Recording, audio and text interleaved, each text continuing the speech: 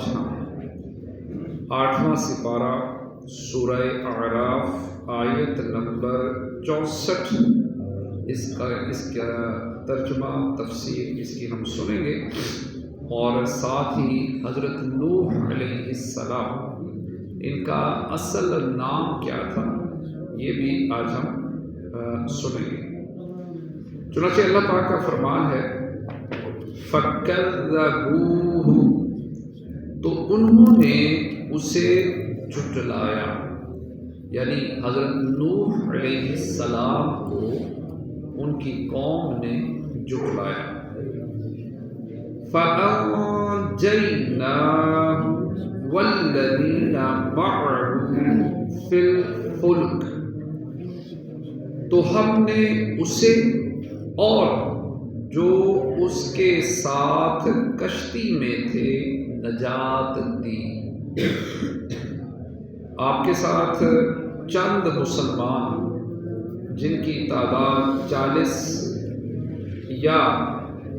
جن کی تعداد تقریباً 80 تھی، یعنی 40 مرد اور 40 عورتیں، اور ایک آپ خود تھے، تو یہ اس کشتی میں سوار، تو انہیں اللہ تعالیٰ نے بچا لیا۔ وَأَغْرَقْنَا الَّذِينَ كَذَّبُوا بِآيَاتِنَا،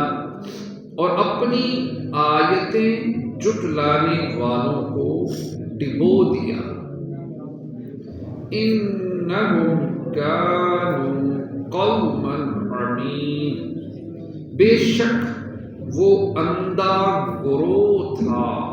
اللہ، حضرت نوح علیہ السلام کا جو اصل نام تھا وہ عبد الغفار یا یشکر تھا، یہ آپ کا اصل نام تھا۔ اور جو نوح آپ کے بارے میں مشہور ہے، حضرت نوح علیہ السلام، یہ بہت مشہور ہے، یہ آپ کا لقب تھا کہ آپ اللہ رب العزت کے خوف کی وجہ سے بہت زیادہ گریہ وزاری کرتے تھے، تو اس وجہ سے آپ کا نام، آپ کا لقب نوح پڑ گیا کہ بہت زیادہ گریہ وزاری کرنے والے۔ آپ 40 یا 50 سال کی عمر میں نبوت سے سرفراز ہوئے اور مسلسل اپنی قوم کو آپ دعوت حق دیتے رہے، اور حتیٰ کہ 950 سال گزر گئے۔ اندازہ کیجیے، 950 سال تبلیغ فرماتے رہے، کتنی بڑی تبلیغ ہے۔ یہاں پر ان دوستوں کے لیے حضرت نوح علیہ السلام کی تبلیغ سے یہ ہمیں میسج ہے کہ جو دوست یہ کہتے ہیں کہ ہم تو بڑی دیر سے فلاں کو سمجھاتے رہے ہیں لیکن اس پر تو کوئی اثر نہیں ہوتا،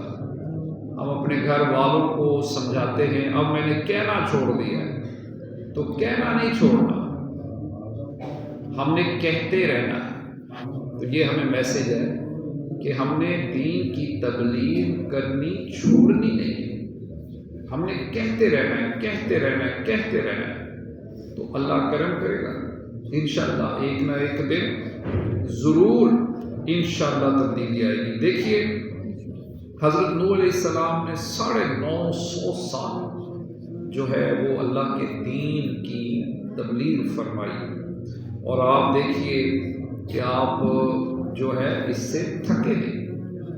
950 سال، 9.5 صدیاں،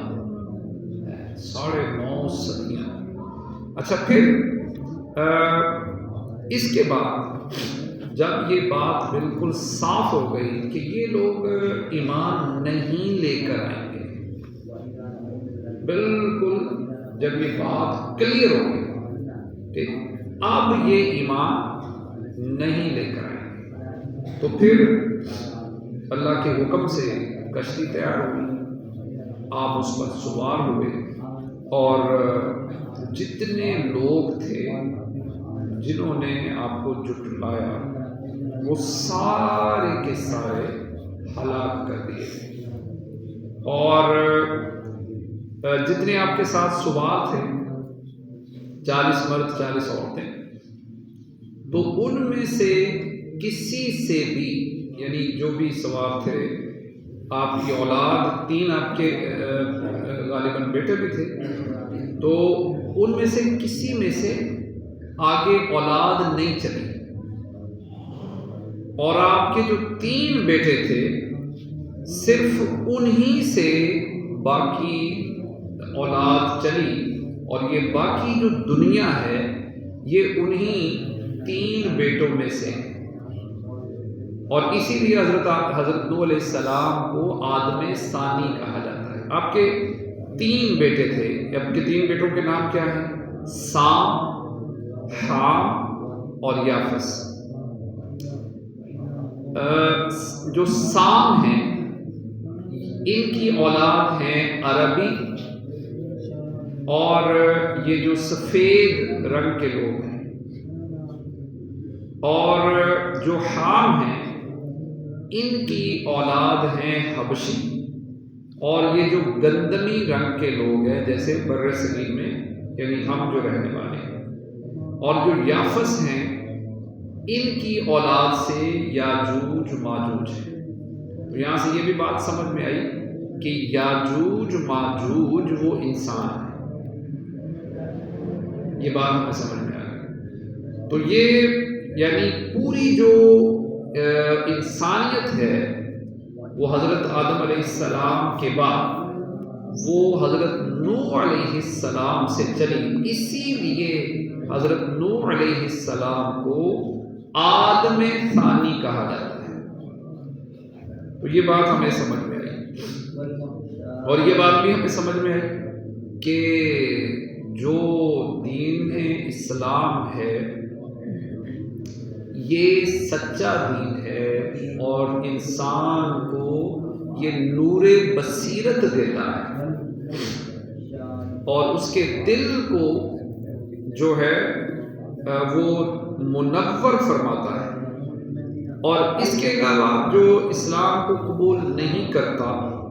تو اس کا دل اندھا ہوتا ہے، جو یہاں پر بھی بتایا گیا کہ وہ اندھا گروہ تھا، جنہوں نے اسلام قبول نہیں کیا، تو وہ گروہ کیا تھا؟ اللہ پاک نے ان کو اندھا گروہ فرمایا،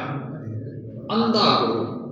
تو اس کا مطلب ہے جو اسلام جس نے قبول نہیں کیا تو حقیقی طور پر وہ اندھے ہیں، اور جو اسلام قبول کر لیتے ہیں دیکھنے والے وہی لوگ ہیں، انہی کو اللہ تعالیٰ نے نور بصیرت سے سرفراز فرمایا۔ ٹھیک ہے، تو اللہ تعالیٰ کی بارگاہ میں دعا ہے کہ آج جو ہم نے پڑھا سنا ہمیں عمل کی توفیق عطا فرمائے، آمین۔